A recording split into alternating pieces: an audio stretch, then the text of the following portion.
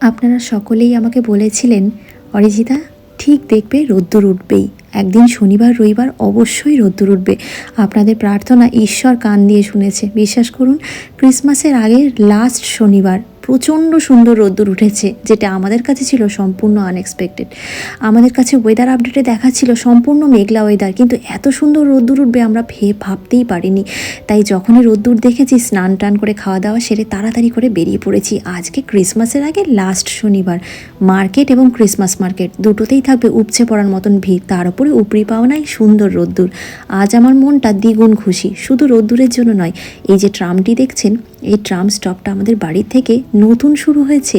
14ই December Gothenburg শহর উপহার পেয়েছে আরও একটা নতুন ট্রাম পরিষেবা, যেটা আমার বাড়ির থেকে একদম সেন্ট্রাম অবধি যাতায়াত করে।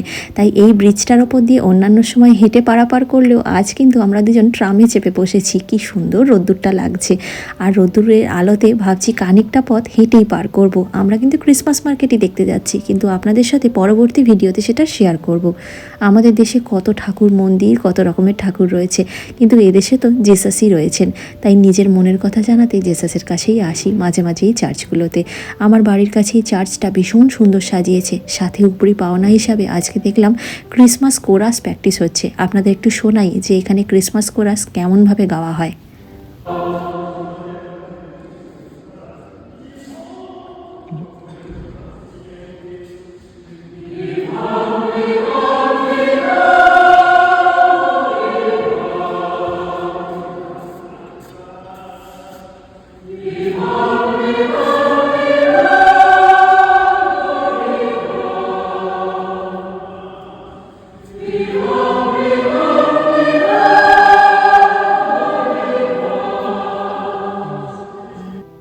আমি যেহেতু মিউজিকের ছাত্রী, তাই আমি ওয়েস্টার্ন মিউজিক সম্পর্কে খানিকটা পড়াশোনা করেছিলাম।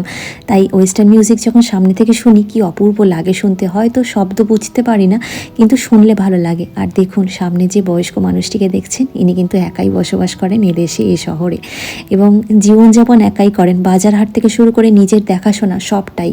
এদেশের মানুষ এতটাই স্বাবলম্বী হন, শেষ জীবনগুলোও কিন্তু এভাবে একাই কাটায়। আমাদের দেখতে খারাপ লাগলেও ওনারা কিন্তু ভীষণভাবে স্বাবলম্বী এবং এইভাবেই বাসে ট্রামে চলাচল করেন, একাই জীবনযাপন করেন নিজেদের মতন করে।